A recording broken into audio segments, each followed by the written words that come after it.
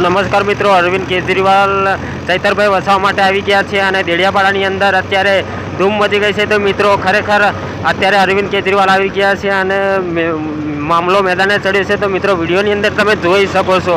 તો ચેનલ પર નવા છો તો ચેનલને જરૂરથી લાઇક શેર સબસ્ક્રાઈબ કરી નાખજો। તો મળું છું આ બીજા વિડીયો સાથે, ત્યાં સુધી હું રજા લઉં છું। તો મળું છું બીજા વિડીયોમાં। જય હિન્દ, જય ભારત।